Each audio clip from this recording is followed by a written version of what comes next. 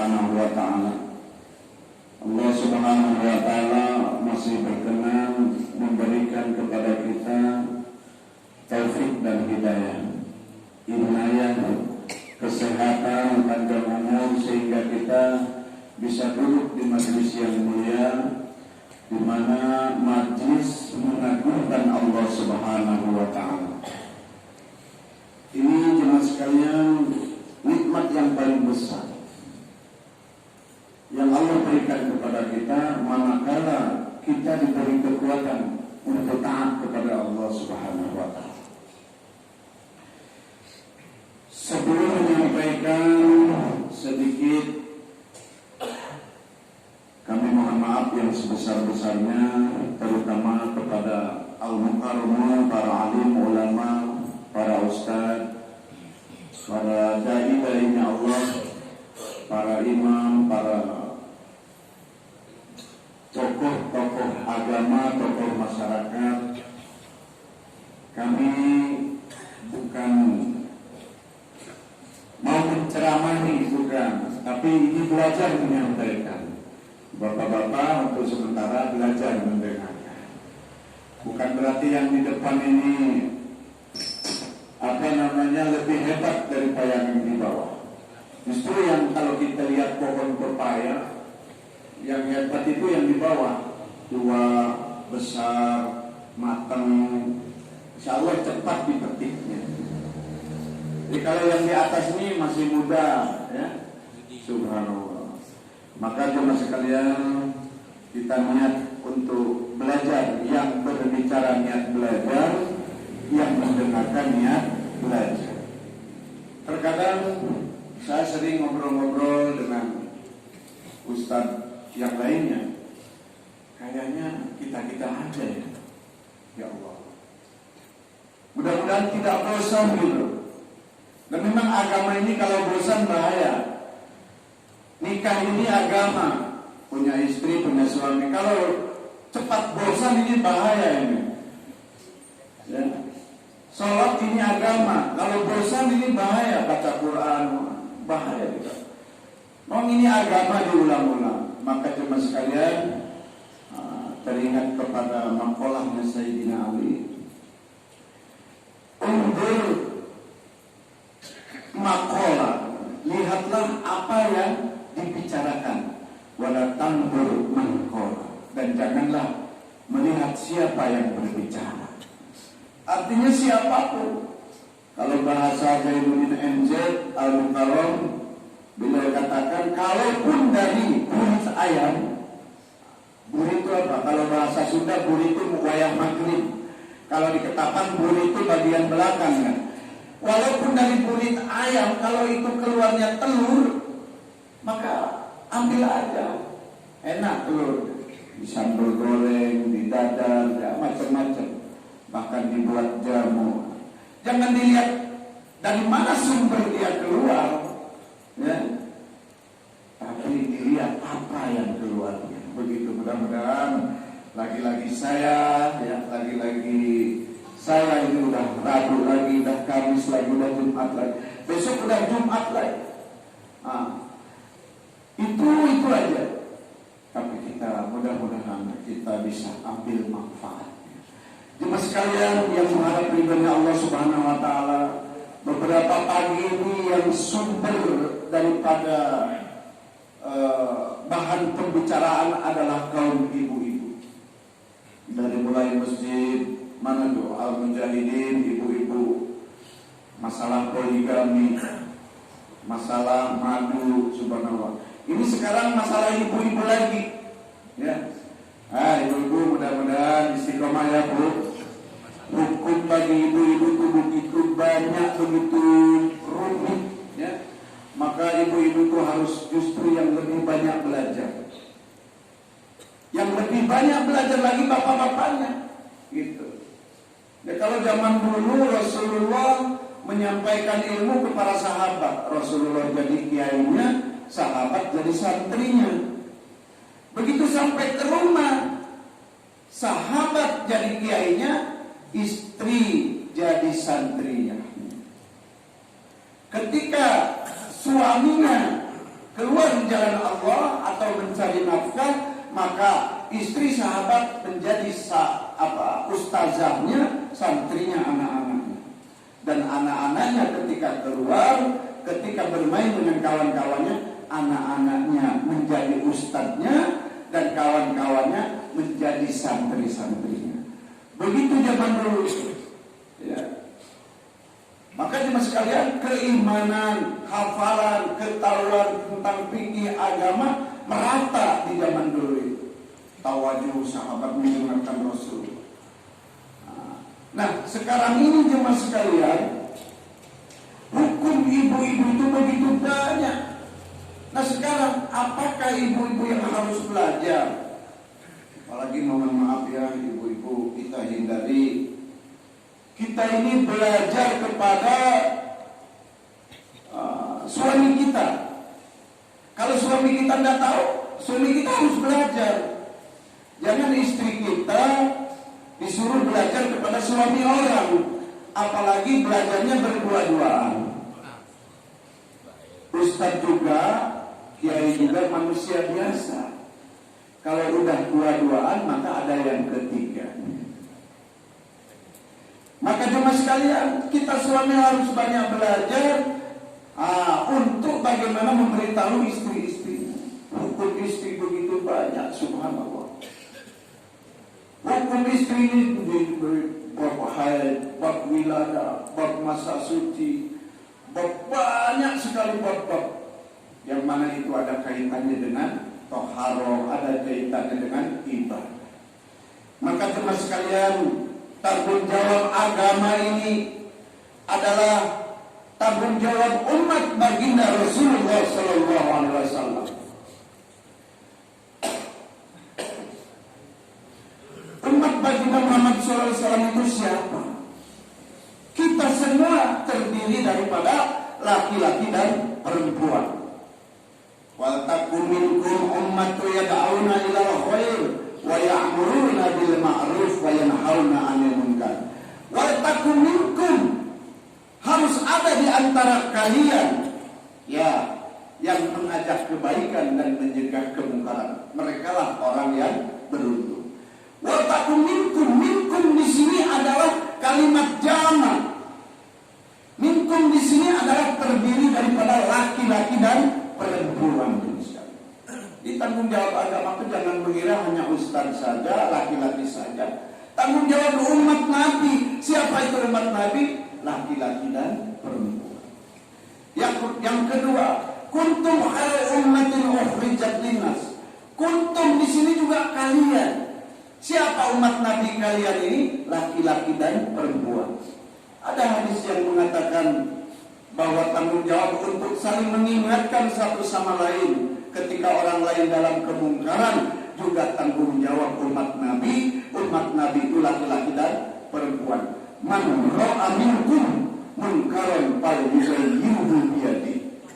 Man ra'a minkum, barang siapa di antara kalian melihat satu kemungkaran, maka cegahlah dengan kata. Minkum di sini adalah laki-laki dan perempuan. Ternyata jemaah sekalian, surga bukan hanya laki-laki saja, neraka bukan laki-laki saja. Ternyata surga dipenuhi laki-laki dan perempuan, dan ternyata neraka juga dipenuhi oleh laki-laki dan perempuan. Maka tanggung jawab agama adalah tanggung jawab laki-laki dan perempuan. Kepahaman kita selama ini salah, sehingga menganggap tanggung jawab ini adalah laki-laki semua. Lalu apa yang harus diperbuat supaya kita ini seimbang? Maka kaum wanita pertama harus menjadi kaum wanita yang abidah. Wanita yang ahli ibadah setiap saat dan keadaan. Apapun bentuk ibadah, wanita harus jadi ahli ibadah. Bahkan jemaah sekalian, kalau laki-laki disuruh ke masjid sholat berjamaah, ya diusahakan sholat berjamaah sebelum azan atau sesudah azan. Tapi kalau wanita, sebelum datangnya azan berhenti aktivitas, masak, nyayuk, ngurus biak, ngurus anak. Bahkan dimasukkan kalau wanita setelah azan masih hibuk dengan kesibukan kaum wanita, karena udah jelas karena wanita ini sangat sibuk ngurus anak, ya, ngurus kerjaan rumah, dan itu ngurus bapaknya lagi, sibuk. Anaknya rewel, anaknya cerewel. Maklum anaknya umpamanya lahirnya setahun satu. Anaknya rewel nggak bisa tidur, anaknya tidur. Ya, rewelnya berhenti, anaknya tidur, bapaknya lagi yang rewel. Ini ibu-ibu jemaah sekalian. Pernah ibu-ibu bapaknya rewel, macam-macam yang dipinta, apalagi kalau sudah malam, minta ini, minta itu. Subhanallah. Anaknya rewel, tidur, bapaknya lagi yang rewel. Maka sebelum datang waktu azan, kaum ibu harus sudah di atas sejadah. Apa permasalahannya? Jangan sampai azan lewat, ibu masih sibuk, ternyata ibu mencari tamu yang istimewa setiap bulan. Ada bahasa datang. Makanya kalau ibu-ibu ada alasan. Kalau bapak-bapak tidak sholat, tidak ke masjid, apakah ada alasan bapak-bapak datang bulan? Tidak. Ada bapak-bapak yang di sini supaya datang bulan? Ada. Pak Lukman ada datang bulan. Apa permasalahannya jemaah sekalian? Ini wanita setiap bulan datang bulan, maka setelah waktu sholat sudah duduk di atas sejadah. Yang dikhawatirkan azan waktu sudah lewat, belum sholat, bulan itu datang. Maka sudah dianggap meninggalkan satu waktu sholat. Dalam hadis dikatakan barang siapa yang meninggalkan satu sholat dengan sengaja tanpa ada ujur syar'i, ujur yang dibolehkan oleh syariat, maka dia akan terbenam ke dalam api neraka selama satu wukuf. Satu wukuf adalah 80 tahun akhirat. Satu hari dunia 1000 tahun, satu hari akhirat 1000 tahun dunia. Dengan sengaja, jangan coba-coba, subhanallah, mengerikan. Maka seorang wanita harus menjadi wanita yang abidah. Sehingga orang-orang yang datang ke rumah kita, itu adik, itu saudara, itu keluarga, melihat ibu-ibu sedang taat kepada Allah abidah, maka dia akan terkesan, wah, ibu ini taat dengan ibadah. Waktunya dijaga untuk ibadah. Setiap saat akan membuat motivasi bagi yang lainnya. Yang kedua jemaah sekalian, ibu-ibu harus menjadi ibu-ibu yang daiyah, yang mau berdakwah, sehingga orang yang berdakwah ini imannya akan selalu kuat. Kenapa nabi-nabi ini imannya makin terus sampai mentok jemaah sekalian? Imannya terus meningkat disebabkan terus bicara tentang kebesaran Allah, mendakwakan kehebatan Allah, mendakwakan keesaan Allah, sehingga iman. Maka ibu sekalian harus menjadi ibu yang daiyah. Ibu yang daiyah jemaah sekalian. Ada tetangganya yang datang ke rumah ngomong agama. Kebanyakan maaflah kalau ibu-ibu kumpul ngomongnya yang lain. Ya kalau enggak masakan, soal rumah, soal keadaan, itu curhat. Masya Allah. Tetapi kalau ibu daiyah ngomong agama, ibu semua datang dari Allah, sabar. Jadi sehingga ibu-ibu ketika saudara kita yang lain datang ke rumah kita karena kita ngomong agama, datang ke rumah kita dalam imannya loyo, karena di dalam rumah itu ada dakwah, keluar rumah dari kita imannya menjadi kuat. Itu ibu yang daiyah. Jangan dulu sana, oh iya gitu. Akhirnya begitu datang loyo balik pingsan gitu. Karena tidak ada motivasi dakwah. Ya Allah, suami saya sakit udah 5 bulan, gimana ya? Nah, biasa curhat umpamanya. Atau gimana, sudah 5 bulan ini saya belum kebayar listrik dan lain sebagainya. Curang. Tapi ibu yang paham dengan agama, maka beri motivasi. Jemaah sekalian, yang ketiga adalah muta'alimah. Pertama da'iyah, pertama abidah, yang kedua da'iyah, yang ketiga muta'alimah. Istri kita harus menjadi orang yang muta'alimah, orang yang senantiasa hidupkan taklim di rumah. Taklim tentang apa, dari mana?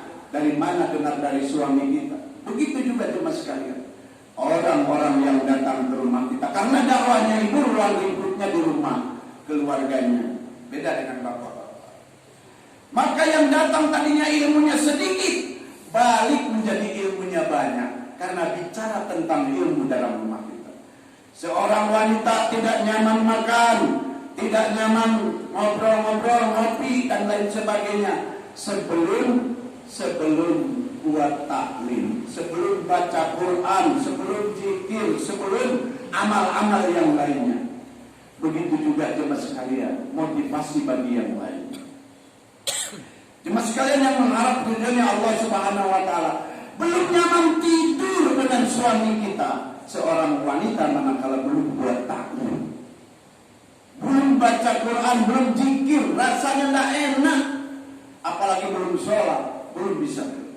Karena amalan yang istiqomah akan mengancing pada diri kita, hati kita, sehingga apabila kita tidak kuat 1 hari saja, merasa susah, merasa tidak enak, merasa tidak aman gitu. Jemaah sekalian yang mengharap ridhonya Allah Subhanahu wa taala, yang keempat adalah murabbiyah, cara mendidik anak secara sunnah. Yang kelima adalah zahidah, hidup zuhud, ya. Dan yang kelima adalah apa kepentingannya buat ini semua. Itu kita akan sambung di masa yang akan datang. Mudah-mudahan panjang umur, sehat, kita bisa ketemu lagi. Dan soal sudah lebih daripada 10 menit. Demikian yang dapat saya sampaikan. Adapun kekurangannya saya mohon maaf yang sebesar-besarnya, terlebihnya semua datang dari Allah. Wabillahi taufiq wal hidayah. Wassalamualaikum warahmatullahi wabarakatuh.